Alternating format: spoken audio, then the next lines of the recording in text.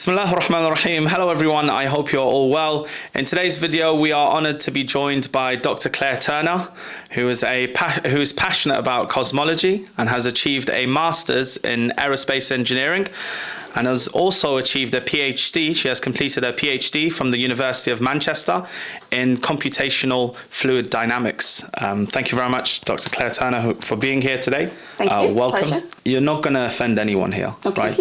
So I'm a cool guy. And my audience I know are cool. Yeah. So there's nothing you can say that will offend any of us. So speak your mind, basically. Sure. Personally, I'm an atheist. It's not out of choice or anything. It's just that's how I ended up. And hence, I mean, I have no desire to attempt to disprove the idea that there is a creator. And that's kind of the thing is you can neither prove nor disprove it. So it's one of those things where I would say I can't see any evidence of a creator.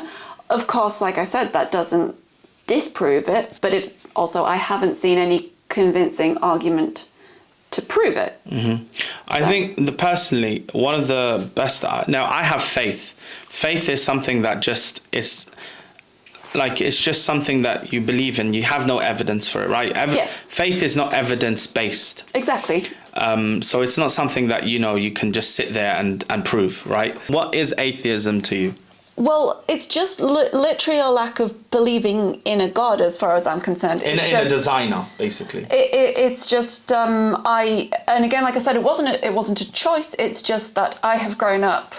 My parents aren't religious, and it's just I have grown up not believing in a higher being of any description.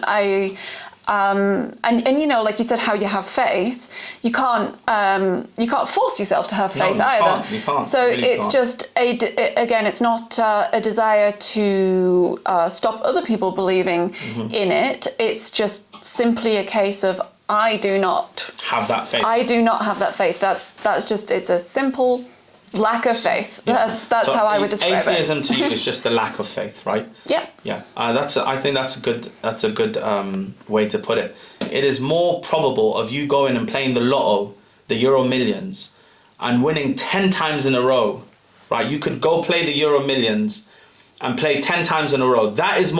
It's far more likely to happen than for like Earth to come about, for life to be formed. So when you hear things like this, the fine-tuning argument, which is basically what I'm talking about, us living in the Goldilocks zone. Now, don't you think that is like, couldn't have been a coincidence, I really don't, because unlikely things happen. It's just that's why that's the idea of probability, and unlikely things especially happen if there's a lot of ways that it could happen. Just to clarify, this sounds very cryptic, but for example, it is very unlikely that you would win the lottery, yet people do. When we talk about how far we can see, and we know that there was a Big Bang, there must have been a cause for that Big Bang, right? Suppose you go out and we're 200 years later, the people at NASA go, aha, we know what was before the Big Bang. But then there's another problem you have. Well, what was before that? That's where that was actually kind of where I was going to say, don't you end up having the same problem with a creator, in that who created the creator? We constantly have something that depends on something, that depends on something, that depends on something. So we're going to get into a regression, right? There's going to be a regress, an infinite regress of something dependent on something, something dependent on something.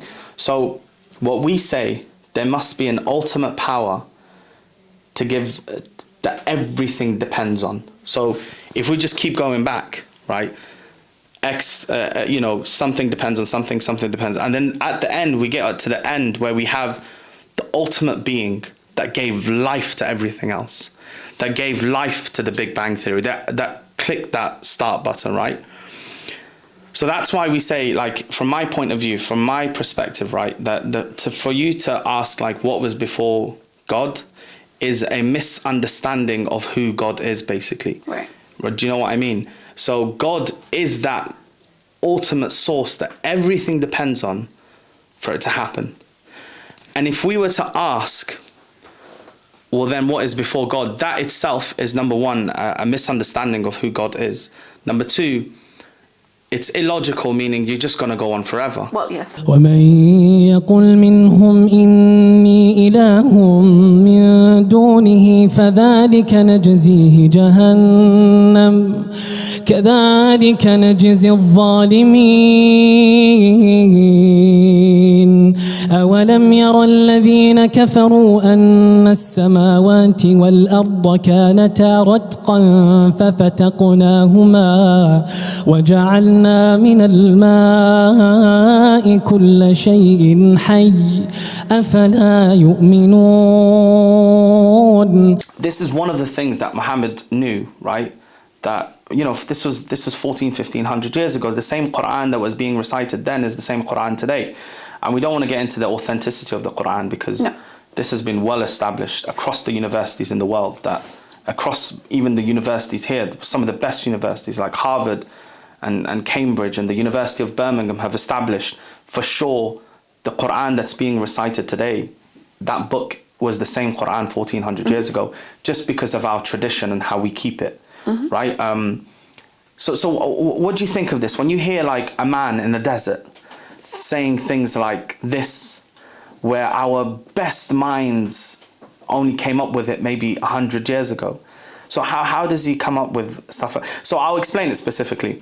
And you don't have to rely on the English translation because Arabic is a language where it can't be really, it's like, you know, sometimes you say things in English that you can't say in any other language. Yeah. It's the same, like it's very Lost poorly in translated. Yeah, exactly.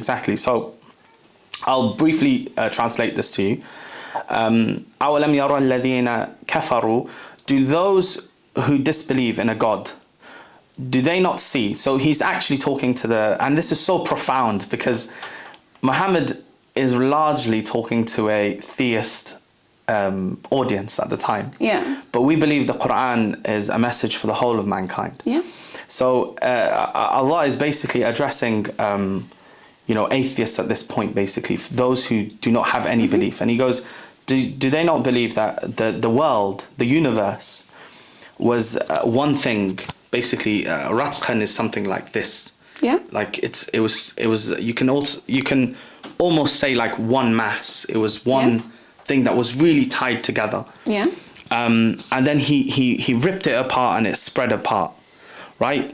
And then he says, after it was spread apart, we created life from water. وَجَعَلْنَا مِنَ الْمَاءِ كُلَّ شَيْءٍ حَيٍّ. In fact, it's even more profound. It says, after it spread it out, and you can see here, and we have made from water every living thing. Now, how could have Muhammad known of these things? So our argument is, God must have been speaking to him because of these things that would have been impossible for him to know at the time, right? How can he even... People didn't even know the idea of elements, right? Let alone atoms and stuff. And here he is explicitly mentioning the Big Bang Theory. And then not only that, he then goes off to say, you know, God says, وَجَعَلْنَا مِنَ الْمَاءِ كُلَّ شَيْءٍ حَيٍّ. We have created every living thing from water. And you know this whole antimatter and matter thing? Believe it or not, it's going to be mentioned in the next verse. So like, and we'll play it in a minute, but I want to get your initial response on that. Well, my initial response is that it is easy to make connections to the Big Bang Theory since you know the Big Bang Theory. I don't see anything in that is the same as the Big Bang Theory. Like, I think it could be interpreted as many different ways. For example, made from water every living thing. I'm sure that at the time it was appreciated that water is necessary for life, even if, you know, when there's droughts, things die, that kind of thing. That's true. So I would, I mean, I would say that might be more of an acknowledgement about that would be knowing not something on a cosmological scale or anything, just appreciating on a more earthly scale about how water and life are related. That would be how I would interpret myself. I would say that's a good argument. Like, he's just more talking general because he is in the desert. And water is Water super, would be pretty important at that point, water, yes. yeah, they know that water is super important there. But what would you say about the whole thing that he the universe was one thing and then it just spread it out? Do you think I'm just trying to make a connection here that maybe not there? Well, I think subconsciously you're believing that there is more, like, because we can only look at from each other's point of view. In that, from your point of view, it probably seems very clear that that's exactly what he was talking about. The Pharaoh in the Exodus, right? His architect was named Haman, and his name was lost in history for thousands of years, right? Until the Brits went over and, they done archaeology and, the whole Egyptology thing came about. And his name was lost for thousands of years. This is I'm talking about 6,000 years ago. This is 4,000 years ago before Christ. So his name was lost, and when it was discovered on a tablet, right? So now they know, okay, that Ramses II, he's architect because he can be seen in the drawings. Right. Helping Pharaoh, and he's always seen with a ladder or something, building something, right? And they obviously say, okay, this is one of the, because every pharaoh had an architect where they would build beautiful things, right? We know this now, right? And specifically Ramses II, I hope it's the correct pharaoh I'm quoting here, his architect's name was Haman. Lost for thousands of years. We only recently discovered it.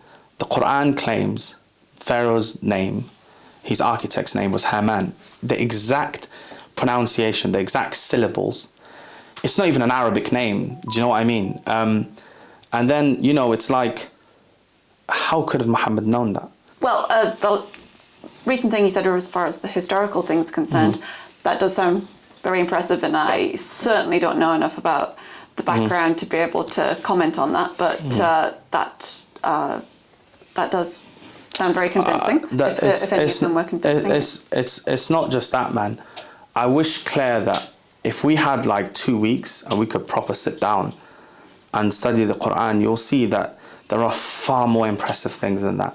There being numerous of them, I don't think that ends up being sufficient evidence in that you can explain each of the individual numerous ones, I believe, without there being any specific knowledge. I think probably the last thing I'd like to say is clearly it's a very philosophical and intelligent text. There's certainly a thing that would be... Yeah, I would totally agree with you there, that ultimately it does come down to one thing, and that's faith. Thank you. Yeah. Yeah.